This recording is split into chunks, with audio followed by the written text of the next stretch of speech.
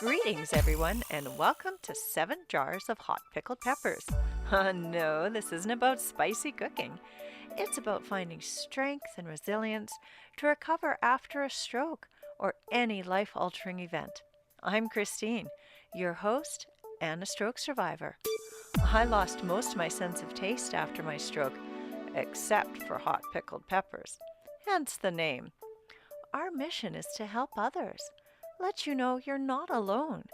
You have the courage to get through whatever life is throwing at you. Join us and join the conversation.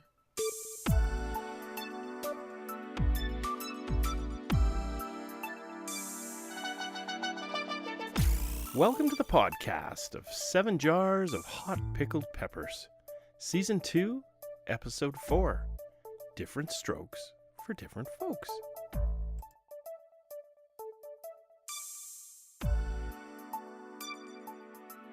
You can join the conversation on YouTube and Facebook at 7 Jars of Hot Pickled Peppers for our video version of the podcast. You can check out our website at 7jarsofhotpickledpeppers.com. Or you can download our podcasts on iTunes or Podbean. And of course, you can follow us on Twitter at 7jars.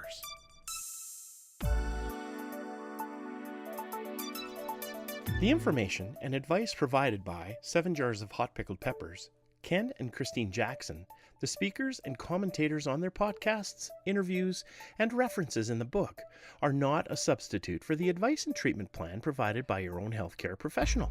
Further, it's not intended to be an adjunct to any existing or proposed advice or treatment plan you may have currently been receiving from your healthcare professional. One of the most important things we've come to realize is that each individual and their family's journey through stroke or a major life event and its recovery is truly unique. The story and information provided by ourselves and our guests is solely intended to let you and your family know that 1, you're not alone. Other people and families have gone through or are going through similar experiences. 2, there are resources available that you may not be aware of that may help you and your family through the stroke recovery process. And 3, there may be other treatment options available. Again, please consult your healthcare professional regarding your treatment plan and do not follow the treatment plan that we have discussed in the information that we've provided, as it is solely intended and directed for Christine and her continuing care. Thank you.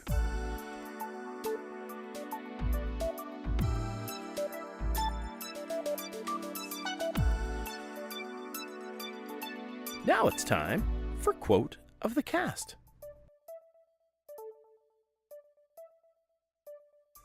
Knowledge will bring you the opportunity to make a difference. Claire Fagan.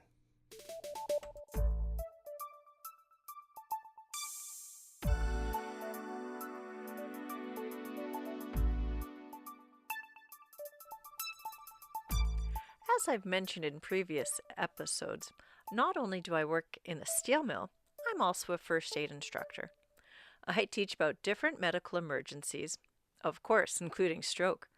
We talked about stroke, the general signs and symptoms, and the response required by first aiders.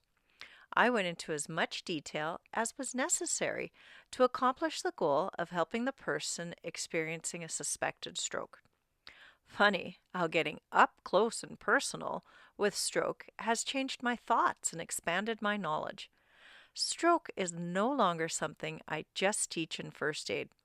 Stroke is no longer just a set of steps to follow to ensure someone gets the appropriate care and treatment. And stroke is no longer a single entity, one word that encompasses one medical emergency, one page in the first aid manual. No, having a stroke myself opened the door and let out the multitude of unique aspects of not only my stroke, but each and every one. Stroke is such a little word for such a broad medical emergency that is like the man with a million faces, with a common thread that sews each survivor with another, creating a beautiful tapestry. But what are the different types of strokes?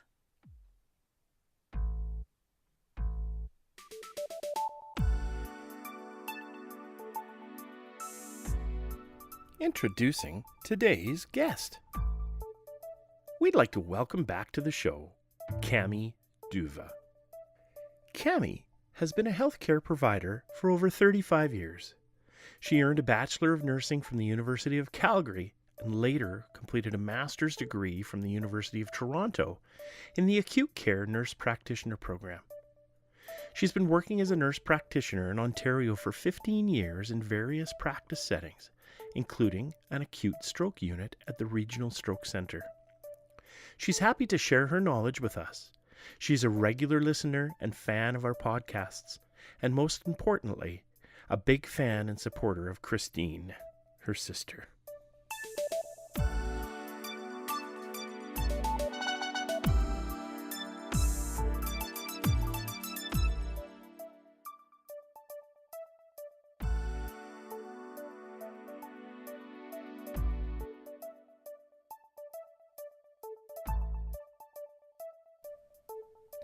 Welcome back, Cami. It's great to have you here with us again to share your expertise. And we're fortunate enough to have Cami right with us in our recording studio. Cami was our only call-in interview discussing vestibular disturbances in Season 1, Episode 6. Now she's back in person to explain different types of stroke. Welcome, Cami. Thank you for having me. So first, what are the most common or major types of strokes that affect people? Well, I know you've been sharing a lot of information about strokes, and you've had some excellent previous podcast guests who've explained a little bit about stroke, but I know you want to dedicate one episode just to really hone down the definition of stroke and the different subtypes within that definition. For sure. So the general definition, a stroke happens when blood stops flowing to any part of the brain, and that causes damage to brain cells. Okay. When a part of the brain doesn't receive its regular flow of blood, which carries nutrients and oxygen, brain cells die, causing a loss of brain function. The effects of stroke depend on the part of the brain that was affected and the extent of the damage done. Okay. So stroke is generally classified into two major types, ischemic and hemorrhagic. Okay. I'll explain these a little more. Okay. But there's also a pre-stroke syndrome that can be considered a third classification of stroke, and that's called a transient ischemic attack, or it's called a TIA. Right, yes.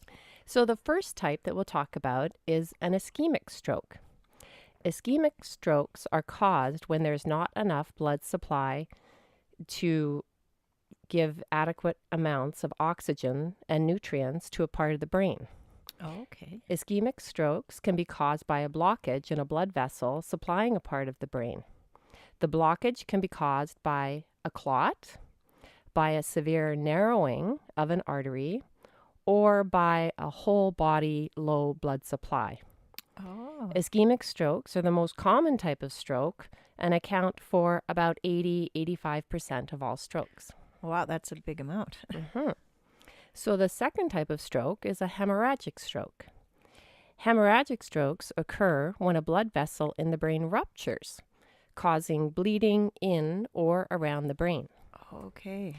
The leaking blood and the shortage of blood supply beyond the leak causes damage to the brain. Hemorrhagic strokes are less common than ischemic strokes and account for roughly 15-20% of all strokes. Oh, okay. But they are responsible for about 40% of all stroke deaths. Really? Within the subcategory of hemorrhagic strokes, there's two further types. Okay. You can have an intracerebral hemorrhage, which means bleeding within the brain, or you can have a subarachnoid hemorrhage, which is bleeding just outside the brain and in the cerebral spinal fluid. Oh, okay. So there's several reasons why a blood vessel can rupture, including an aneurysm, malformed blood vessels, or weakened arteries. Okay. High blood pressure and aging can weaken arteries over time, and this is a major cause of hemorrhagic stroke. Okay. So I was always wondering the difference between aneurysm. So that is within the stroke category. So it's one of the reasons that a blood vessel can rupture, Okay. and a ruptured vessel causes bleeding in or Right. around the brain, resulting in damaged brain cells, hence stroke. Okay. Okay. And then, So the third classification sorry. is the transient ischemic attack, Mhm. or TIA. So by definition, it's not a true stroke. The symptoms are transient. So that means that they are short-lived and they resolve completely. TIA symptoms usually last less than an hour, or they might only last a few minutes. Oh. So a TIA is a pre-ischemic stroke event where an Okay. artery is briefly blocked and blood supply is temporarily interrupted. A TIA can be caused by a small clot or an unstable narrowing of an artery. It's sometimes called a mini stroke or a warning stroke. Right. A TIA is a forewarning that a more serious stroke could happen soon. For this reason, TIAs are also considered a medical emergency. So like all strokes, if you're experiencing symptoms of TIA, you should seek urgent medical attention. So I know every person's stroke is unique, but are there variations within each of the major types that healthcare professionals look for when treating different types of stroke? If an individual is suspected of experiencing a stroke, the first thing the medical team needs to determine is the type of stroke. Right. Is it ischemic or is it hemorrhagic? Mm-hmm. And also, they need to know the time of symptom onset. Oh, okay. Knowing the type of stroke will assist the medical team in developing an appropriate treatment plan. So after a brief clinical exam and a neurological exam, brain imaging is done to help determine if the stroke is ischemic or hemorrhagic. Oh, okay. So hemorrhagic stroke shows up very easily on a CT scan. Mm-hmm. Ischemic strokes may not. Oh, okay. Depending if it's ischemic or hemorrhagic, the treatment Mhm. approaches are very different. Oh, okay. So if it's an ischemic stroke, the primary goal is to reduce the amount of damage from ischemia or Right. lack of blood supply. Mm-hmm. In ischemic strokes, the area of stroke is surrounded by dysfunctional brain tissue that may progress to permanent damage from ischemia, or it can recover. Right. This is the basis for the tagline, "Time is brain." Mm, If the yes. individual meets the criteria for urgent treatments, they may benefit from clot-busting medications, such as TPA, or from clot retrieval procedures, such as endovascular thrombectomies. Oh, okay. Both of these treatments have been found to limit the degree of irreversible brain tissue loss, but they have strict guidelines Mhm. because they also carry risk, which increases as time from symptom onset progresses. Oh, okay. So some individuals may not be candidates for these procedures due to health factors and or if time of stroke onset is unclear or too long. Right.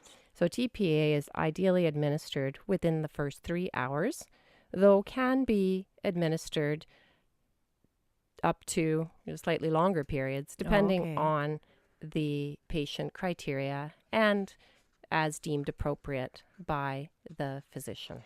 Right. That's so not a very long time frame. No, the thrombectomies can be done a little longer after, and again, only certain people meet the criteria for that Right. procedure.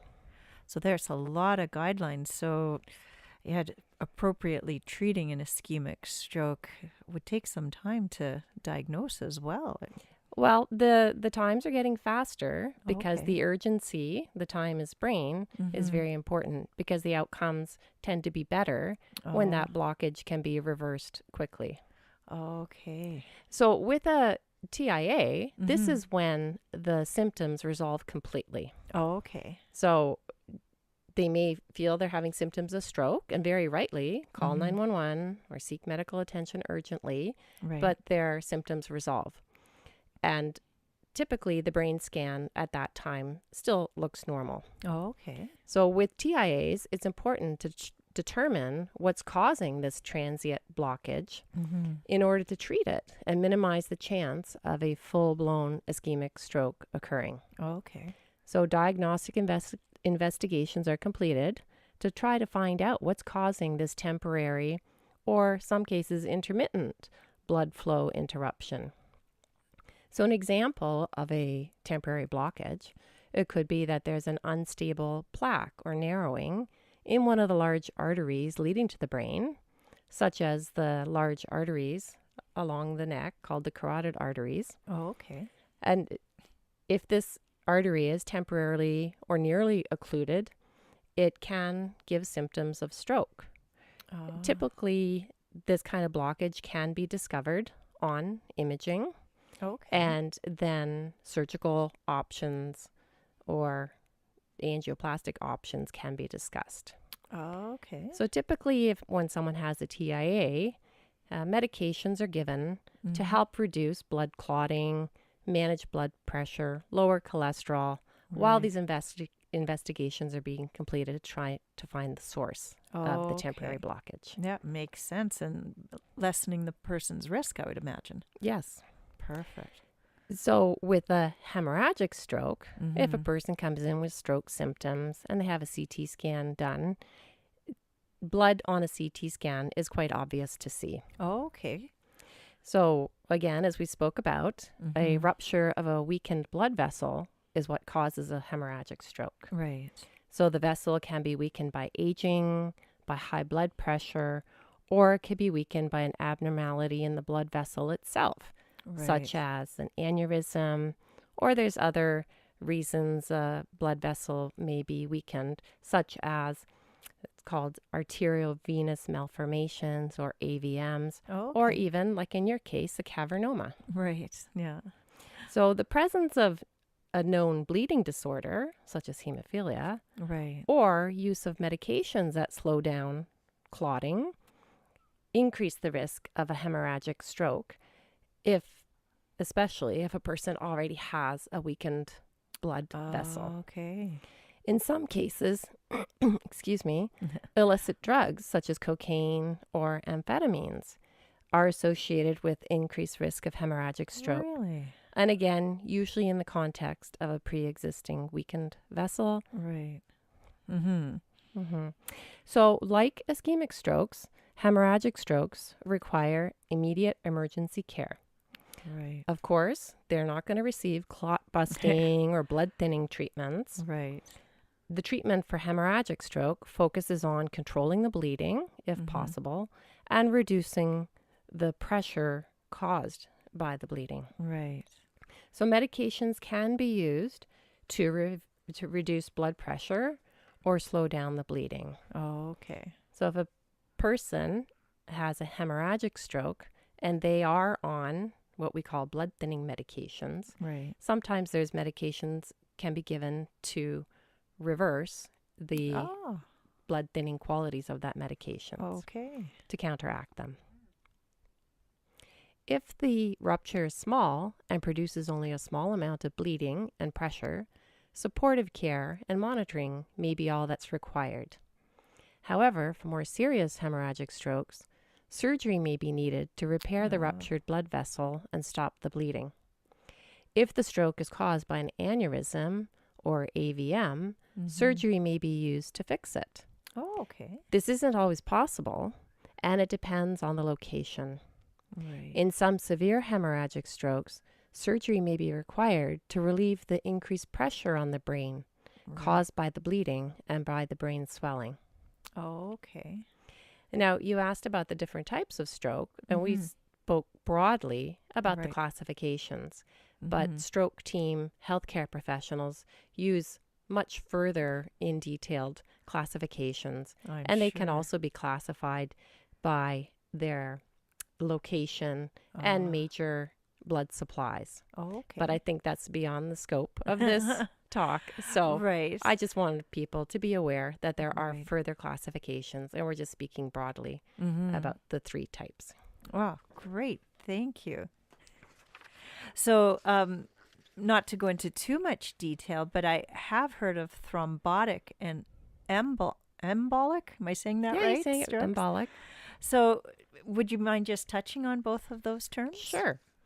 So thrombotic and embolic strokes, they are in the category of ischemic strokes. Oh, okay. Actually, ischemic strokes are classified in 3 main subtypes based on their causes. So the 3 types are thrombotic, embolic, and systemic hypoperfusion. Wow, that's a mouthful. Yeah, so I'll explain each of these in a bit more Okay. detail. Great. So thrombotic strokes are caused when there is a thrombosis, resulting in a local obstruction on the inside of a part of one artery. Oh, okay. So thrombosis is defined as a local coagulation or clotting of the blood in a part of the circulatory system. Oh. A thrombosis can form in arteries where there is a disease such as atherosclerosis or an injured artery such as a tear. This is also called a dissection. Okay. Or if there's another vessel abnormality. Atherosclerosis is the most common artery disease causing thrombotic strokes.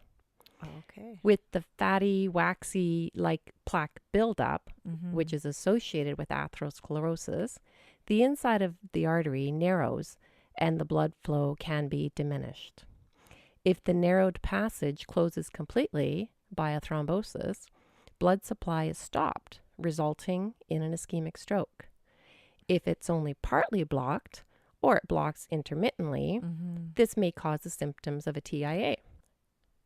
An embolic stroke happens when a particle of debris, also called an embolus, originating elsewhere in the blood circulation, travels in the bloodstream and then lodges itself in an artery, blocking the blood supply to a part of the brain. The embolus can originate from the heart or large vessels. As well, a piece of thrombosis in an artery can break off and become an embolus. Unlike a thrombotic stroke, multiple different brain areas can be affected. It all depends on which blood vessel route traveled and the number of particles traveling. Embolic strokes are divided into 4 categories. Those with a known cardiac or heart source, those with a possible cardiac or aortic source, and the aorta is the large vessel coming from the heart. Oh, okay. Those with an arterial source, so artery to artery, and those with an unknown source.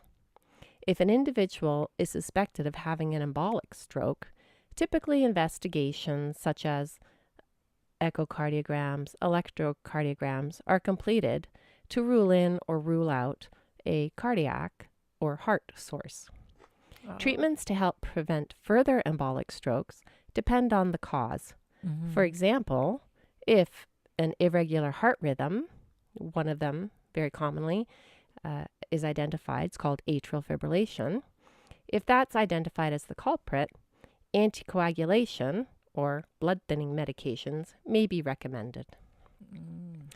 The third cause of ischemic strokes is systemic hypoperfusion. So, to break that down, systemic means that it's the entire blood system. Hypo is low, Okay. and perfusion is the supply. So it means that your whole body has a low overall blood supply. This can affect the brain as well as other organs. This is usually caused by a significant health event, such as a cardiac arrest, a pulmonary embolism, severe arrhythmias, or significant blood loss. Hypoperfusion stroke symptoms are typically diffuse, they're not focal, and they can affect both sides of the brain. Okay. Wow. So, are there other causes of stroke that are less common? For example, a tumor, because I know they were concerned about me having a tumor initially. So any event that causes a prolonged disruption to the brain tissue's blood supply can result in a stroke. So we just discussed the common causes of stroke, Right. but strokes can also occur as a result of less common causes, such as blood disorders, blood clotting disorders. Blood and blood clotting disorders are an uncommon primary cause of a stroke, or a TIA. However, it should be considered when it's a young person presenting with a stroke and there's no other clear cause. When there is no clear cause identified for the stroke, even with a full investigative diagnostic workup, the stroke is then called cryptogenic. And you had asked me about that. So that is a cryptogenic stroke when you don't know what caused it. Okay. Basically, it's a big word for saying, Yeah. we don't know why this person had this stroke. And yes, Christine, strokes can be caused by brain tumors. Okay. There are many different types and locations of brain tumors, and some types are more prone to bleeding than others. Brain tumors can have fragile blood vessels causing them to break, bleed, and result in a hemorrhagic stroke. However, a brain tumor could also cause an ischemic stroke by blocking blood supply. As a tumor grows, it could compress surrounding arteries and thus cuts off the blood supply, causing an ischemic stroke. So when I was having therapy during the first part of my recovery, I heard that infants or children can also have strokes. Yes, you're right, Christine. So stroke can happen at any point in a person's lifetime, from infancy to late old age. The reasons why stroke occurs in infants and children are varied and include things such as malformed blood vessels and or rare diseases. Strokes in infants and children are also categorized as ischemic and hemorrhagic. So common causes for ischemic stroke in children include heart disease, blood clotting disorders, irregular arteries, and other risk factors such as if they require heart or brain surgery, if they have an autoimmune disease, or even if they have trauma to the brain or the neck. Causes of hemorrhagic strokes in children can include, again, malformed arteries and or something like a brain tumor.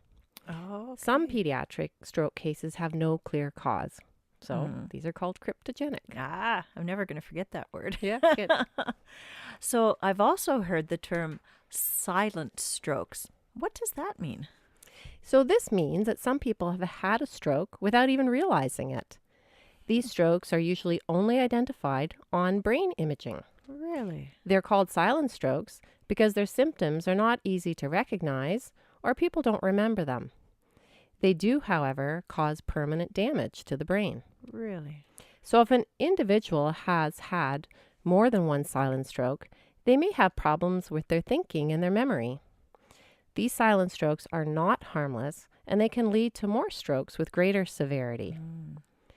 Silent strokes are more common than you'd expect, perhaps even more common than symptomatic or known strokes. Really? In several studies of middle-aged and older adults with no known history of stroke, brain imaging revealed evidence of strokes in 10 to up to 18% of the participants, depending on which study you read. And they often presented with more than just one area of stroke. Really? That is so interesting. So also, I know people have often asked me, did you have a headache? So could headaches or migraines be a symptom of a stroke, or can they indicate it if you're having a stroke? So there is an association between migraine headaches and stroke. In women, the link between stroke and migraine, especially migraine with aura, which means that the person experienced a visual or sensory disturbance, is stronger than in men. So migraine with aura is common in younger women, and the risk of stroke in patients with migraine with aura is increased twofold. Really? So, and then women who have migraine, who also have other risk factors such as smoking or using combined oral contraceptives, they have a further increased risk of ischemic stroke. Now, in regards to experiencing a headache during a stroke, individuals with ischemic strokes usually don't have a headache with symptom onset. On the other hand, a subarachnoid hemorrhage, one of the hemorrhagic stroke types, is typically accompanied by a severe headache. So asking about headaches may help the stroke team diagnose the type of stroke a person is experiencing. Okay, very interesting. Because, yeah, myself, because it wasn't the subarachnoid, I didn't have a headache. Are there different types of stroke depending on the age or condition of a person? For example, only an infant could have a certain type of stroke? Well, the cause of a stroke differs in different individuals. And yes, age and underlying health factors play a big role. For example, most thrombotic and embolic strokes related to atherosclerosis occur in older people.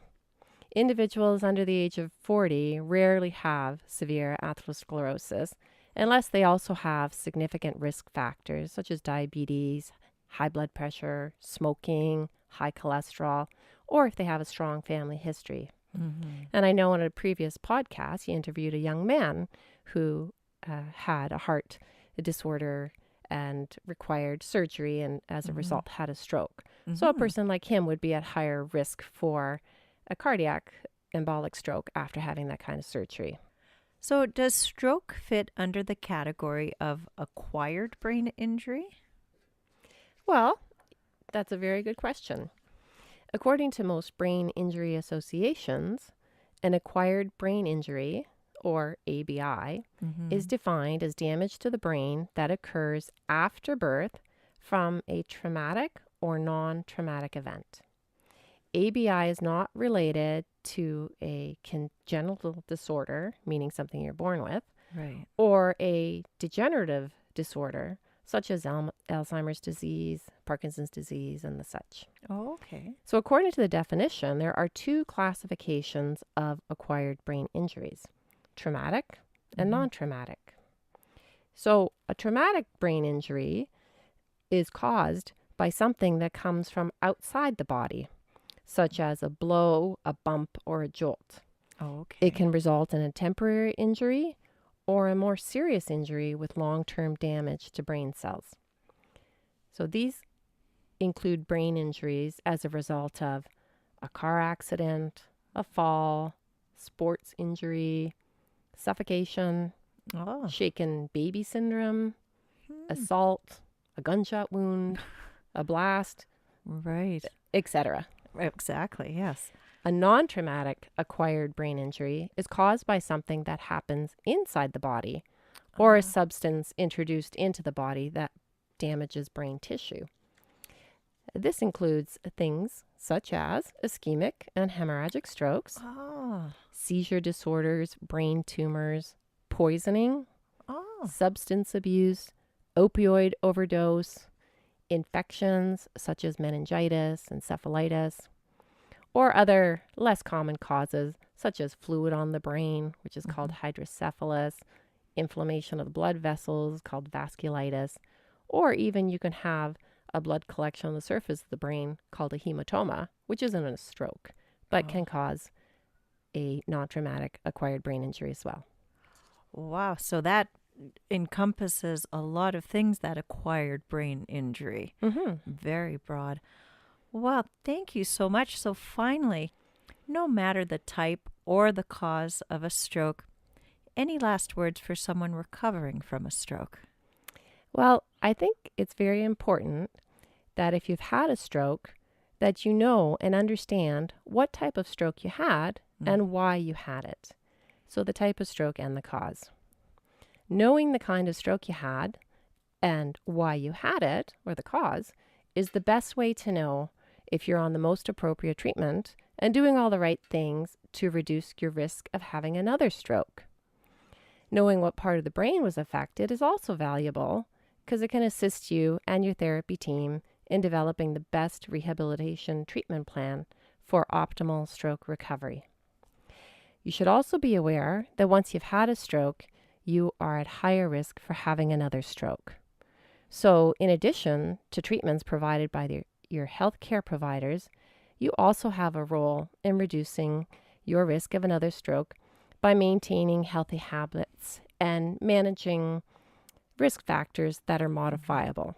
And those would include things like keeping an eye on your blood pressure, your cholesterol, your blood sugar levels, exercising, healthy diet. If you smoke, you should quit, and et cetera, et cetera. So, as well, for some real last words, Yes, for thank anyone you. recovering from a stroke, and I think these words are more important, is try to maintain a positive outlook. And I've heard this from you and from some of your previous guests. Recovery is different for everybody, so don't compare yourself to others. Everybody's stroke is unique and it occurs in a unique individual. So make sure that you celebrate your own big and small gains and keep moving forward. Unfortunately, though, like many stroke survivors, you may feel tired and at times you might feel down in the dumps. If you are feeling low or frustrated, please reach out and talk to your healthcare provider, to your family, to your friends, and let people know about it. There are things that can help. In addition, be aware that there are other resources available to help you and your family, and most importantly, you are not alone. Listening to other stories, sharing your story, or joining in conversation can help. Those are wonderful words and so true. Thank you so much for sharing your knowledge, your expertise, your words of hope to help everybody understand their own unique stroke or that of a loved one. It's amazing with so many things out there that more of us aren't having strokes, so something's going right there. And knowledge is power, and understanding can help someone accept what has happened and provide inspiration for recovery. And as you said, giving yourself breaks for when days are difficult. Thank you again, Cami. My pleasure. Thank you.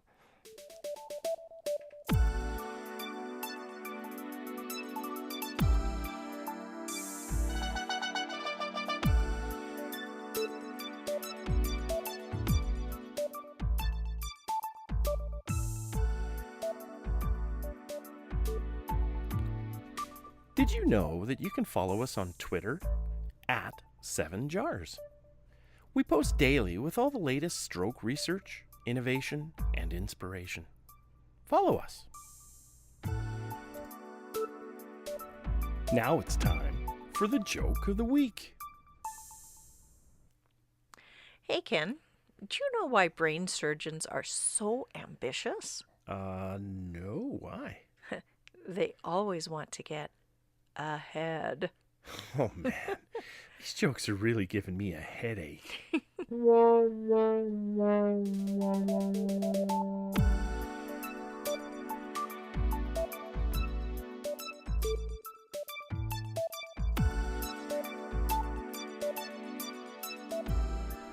Now it's time for our segment on survivor stories.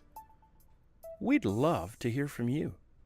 If you'd like to share your own stroke or survival story, or your experience as a caregiver, you can submit your story through our website at 7 Jars of Hot Pickled Peppers, or personal message us on Facebook. We look forward to reading your story. Today's story was our first story submission and was submitted by Brandy Tetlock. It'll be read by Christine.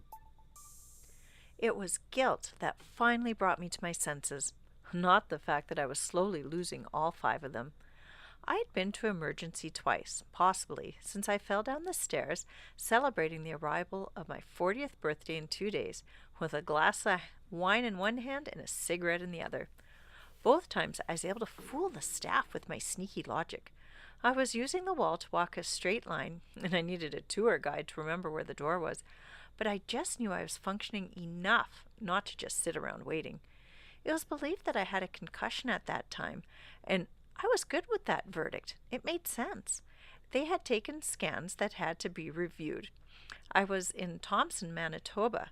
The scans had to be seen a doctor in Winnipeg, so I agreed to come back in the morning. The people around me were becoming concerned, though. I was slurring my words, dragging my leg, and acting confused. I was chatting with a neighbor I'd never met, a.k.a. the wall. The doctor was calling, and I wasn't going back. It was a pain in my ass. My mom finally gave me her scariest ultimatum: go to the hospital or I am coming there. She came, and I allowed my mother to drag my now 40-year-old butt to the doctor. So while my brain selfies were under review, why not go get lunch? I'll come back. The doctor called while getting food. I knew something was wrong, but I could just not stand the thought of pressing that pause button. We all have our weaknesses. Confinement and submissions are mine. Lessons learned. The doctor called my mom then, who happened to be my emergency contact. There was no way out now. He said I was indeed having multiple strokes caused by an aneurysm that had ruptured a moment before I fell. My brain was bleeding, and I needed surgery. It was important that I come in right now. I put him off. I could tell he was getting irritated. Finally, he just said it, blunt and to the point. You will die. Not you could die, or you might die. You will die. It was his ass on the line, having had me in his grasp and letting me walk out with a brain bleed. Still, he was the hero. The more anxious I felt, the deeper I slipped into unreason. I was prepared to fight with insanity. This isn't her. She's not herself, my hero interjects. Once I was in the hospital, the ideal solution would have been to just sedate me while they arranged for my air transportation. But knowing that I could be in surgery any time meant no medication, no food, no water, no Pepsi, no smoking. Apparently, I saw this as an infringement on my basic human rights. The pressure building in my brain, impairing my judgment. I escaped into my own reality, then literally tried to escape. I then found myself secured to the bed with leather restraints that my mind safely perceived as maxi pads. Though they were not actually made of absorbent cotton, they were incredibly easy to escape from, using my teeth. A commotion ensued at the door with some beefy backups. The very soft-spoken nurse charged with calming duties was eventually able to get me back to my bed. She may or may not have been physically assaulted in the process. I can't be sure. I passed out, or was knocked out. I can't be sure of that either. But when I woke up, I had new and improved maxi pads around my wrists and an earlier than expected flight to Winnipeg. None of what I remember from that point to the point of awakening after surgery is credible. Interesting hallucinations intermixed with real events. I just can't be sure. Brandy, thank you for sharing your courageous and entertaining story. This was a side of stroke we don't often hear about. Patients trying to escape treatment. You were clearly determined and apparently on powerful medication, but it sounds like you finally submitted to treatment and are now far on your way to recovery. We truly appreciate your submission. Be well.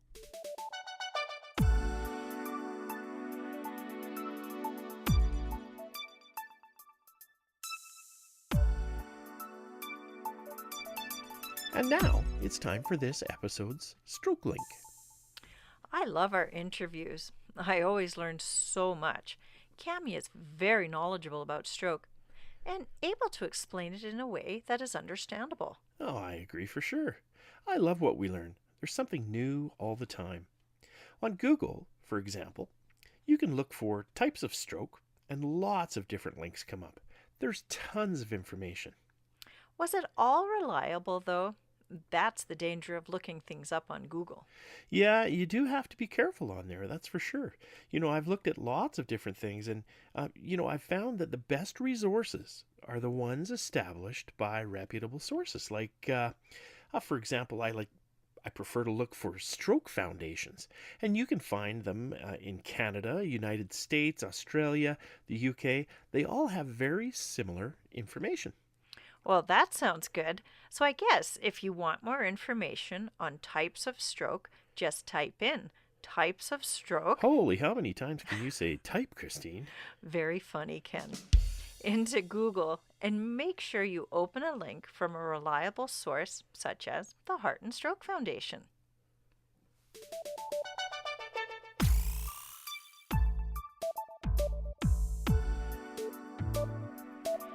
don't forget FAST. It's an easy and it's the best way to help you remember the signs, symptoms, and what to do if you or a loved one may be having a stroke. FAST, face, arm, speech, time. A stroke can bring on unusual symptoms like numbness, tingling, drooping, or paralysis on one side of your face or one arm, and can affect your speech, slurring or jumbled. T for time. Don't delay. Get medical help immediately. If you suspect a stroke, you can call 911 in Canada for emergencies, or if you have questions, call HealthLink in Canada at 1-866-408-5465 to talk to a healthcare professional.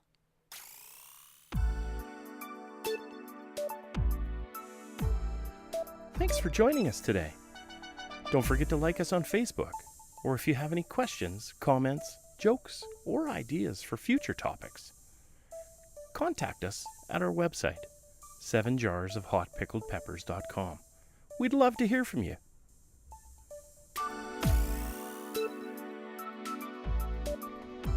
If you'd like to hear more about Christine's journey, please check out the website. Her book is available for purchase.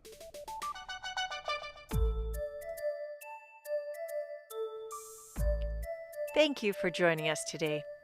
We know life can be tough, unfair, but you're stronger than you think, and you're not alone. Goodbye and good health.